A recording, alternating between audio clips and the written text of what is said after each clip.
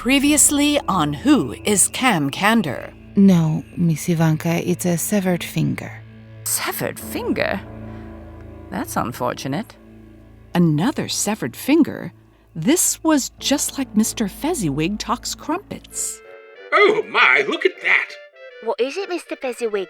Oh, why, I do believe it's a severed finger! Seems Cam Candor may have had an obsession with severed fingers. From me, B.K. Will, in conjunction with Trojan Cat Media, a division of Corp, comes Who is Cam Candor? This is episode 3, Filthy Nuns and Severed Fingers. Cam Candor, the most prolific fiction podcaster of all time, actively creating audio dramas for over 15 years, their identity hidden, their social media profile non-existent, and then one day they vanish without a trace. I'd been searching for Cam Candor with no luck, following leads that came to a dead end. I'd been hoping for a clue, any clue, and I wondered, what if the clues were buried in the works themselves?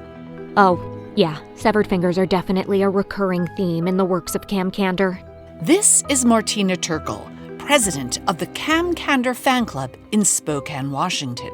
Just to clarify, I am the president of the fan club for the entire Pacific Northwest now. Oh, congratulations. A promotion then. More of an expansion. Increased responsibility. Interest in Cam Candor is growing since this podcast started. Do you think Cam would be pleased? I think they are ecstatic. You're using the present tense. That's interesting. Cam Candor is out there, listening, waiting to make their glorious return. Like a cult leader. No, like a messiah. Now, you mentioned a recurring motif in Cam Candor's shows, severed fingers. Can you tell us more? Absolutely. Cam Candor was obsessed with fingers. They figured into many of the shows. In fact, there's even a show called Pincher. It's a romcom about a kleptomaniac with a missing finger. Pincher will steal your heart. That was the tagline. Cute, I think. Let's listen now to a portion of Pincher.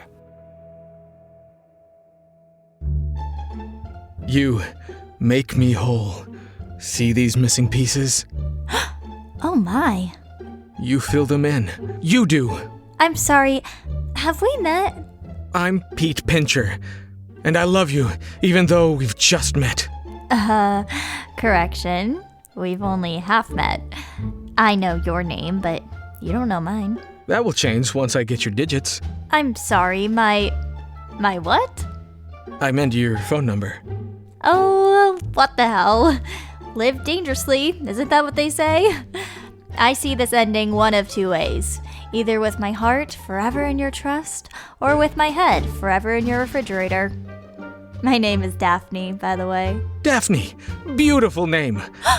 Oh no! My wristwatch! It's gone! It was a precious family heirloom. A total bummer about the watch. Let's find it together. Missing fingers are definitely a motif throughout the works.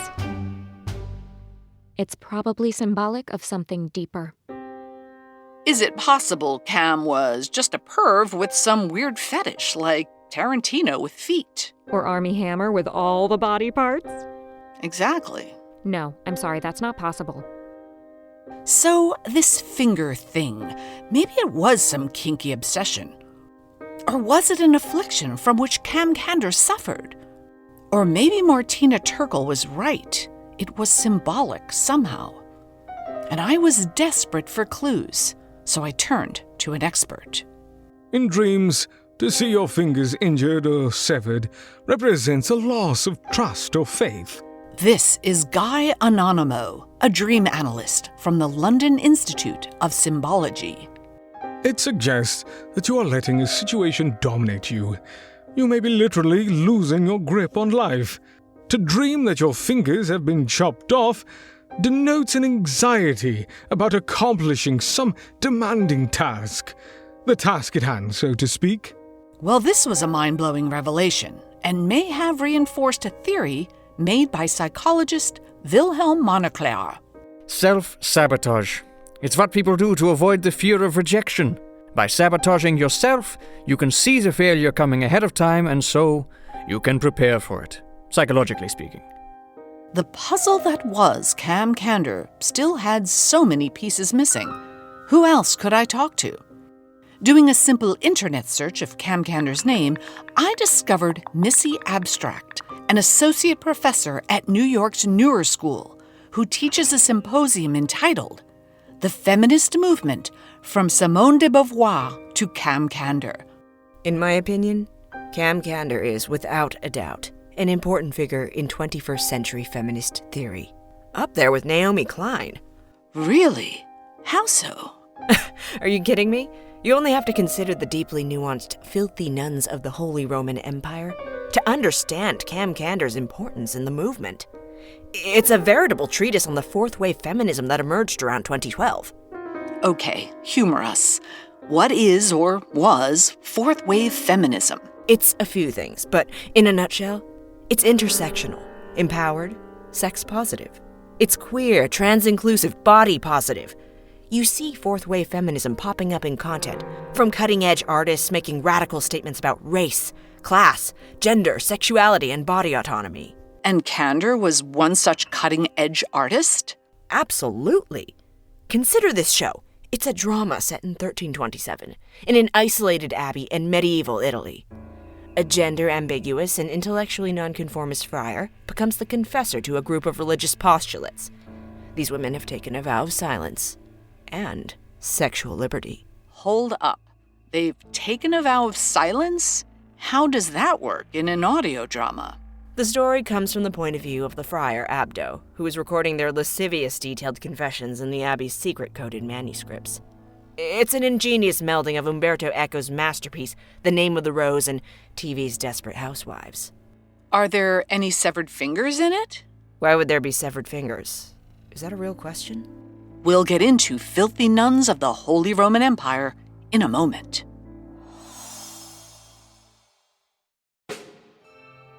Professor Missy Abstract of New York's Newer School was certain Filthy Nuns of the Holy Roman Empire was a boldly progressive feminist manifesto. I'll let the listeners decide. Here now is one of the less explicit scenes as Friar Abdo recounts one nun's confession. My head banged against the confessional booth, sending my rolled bonnet askew, my veil asunder. As he pawed at my scapular, I could feel the heat pulsing through my knotty nether bits. There was a lot of cloth between his hand and what was surely heaven. A kirtle, a tunic, another tunic, a third tunic, and under that, my trusty hair shirt, which was not doing its job, thank you very much. Bless me, Father, I whispered. My leg clamped against his back, inviting him closer. My hands cupped his. Just then, he drove his into my, which I never even knew existed. Then, as we to the out of the confessional, there was a tiny knock at the door. We froze as the door creaked open, and there she was, Regina, the prioress, wearing nothing but a smile and a wisp of braided leather around her trim waist. She looked me up and down with crucial speculation and said, "Two's a party, three's a conclave. What do you say? We didn't survive the Black Plague for nothing, right?" I realized I'd never be able to do this show justice because we had to bleep the explicit content. And with Filthy Nuns, well, it was pretty much all dirty bits. Maria macha Dei, illa fornicati, sunt et in ignum ut capillum. Oh, and some of the narrative was done in Latin. I suspected it was also filthy. Here again, Missy Abstract. Yes, this is a stunning work of intelligence, linguistic complexity, and thematic richness. You can see that, yes? Well, I mean, I'm not necessarily seeing that, but I'm not the scholar. What? It's written with unmistakable virtuosity, riveting, compulsively alluring, and deceptively analogous to our times. This is the work of an intellectual. How else to explain Candor's prodigious use of Latin? Sure, but Google Translate was around then. Ugh, another Philistine. I cannot. Hello? Hello? Hello? A postmodern feminist treatise? It's porn! Porny porn, the porniest porn. This again is fan club president Martina Terkle. It's a for sure bodice ripper, but since they're nuns, it's more like a wimple ripper. Good stuff. At least the pilot was. It could have become the next Bridgerton, which, as you know, is now currently in its 16th season with 4 spin-off shows. Cam Candor could have had a juicy franchise, but we never had a chance to find out, because, as with all of their work, it died with the pilot. Died with the pilot. Here we were, back at square one. No farther along in my attempt to answer the question, who is Cam Candor? In fact, I was more confused than ever. This path of discovery had branched off into trails which veered in wildly different directions. We had people who thought Cam Candor was an intellectual, a feminist philosopher, and then some who thought Cam was a tawdry pulp writer, peddling in scandal. It begged the question, how do we regard the work when we know nothing about the creator? Can we really accept art in a vacuum?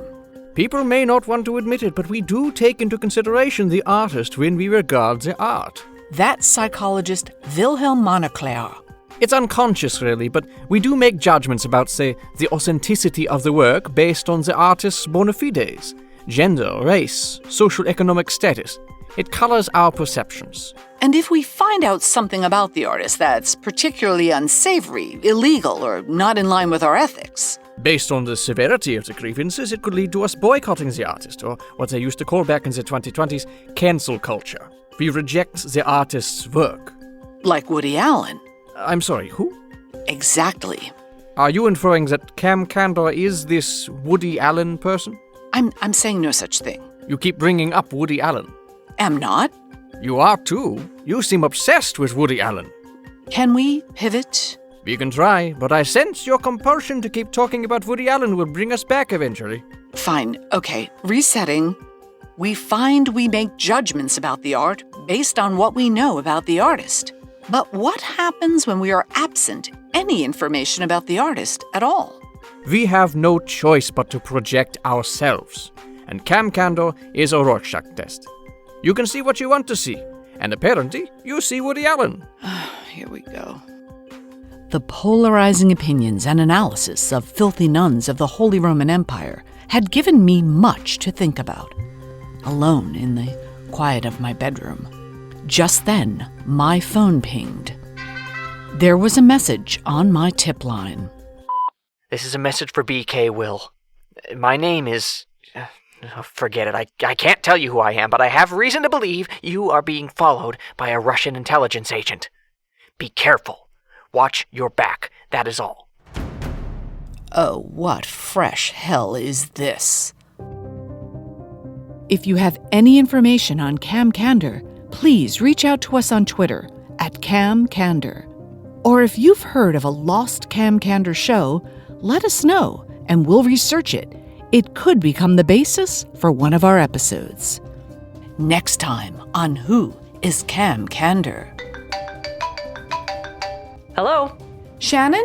It's BK Will. Is this a good time? Yeah, this is perfect. Shannon Perry was the creator and showrunner of the wildly popular science fiction comedy podcast Oz 9, who had some information she wanted to share.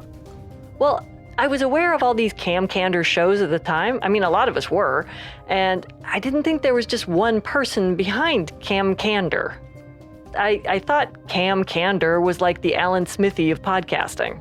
Like, you made this thing that you didn't want to put your name on. I'm embarrassed to admit it, but I put out a show under the name Cam Candor. This is BK Will. Visit us at camcandor.com for clues, intel, and ways you can help fund the important search for Cam Candor.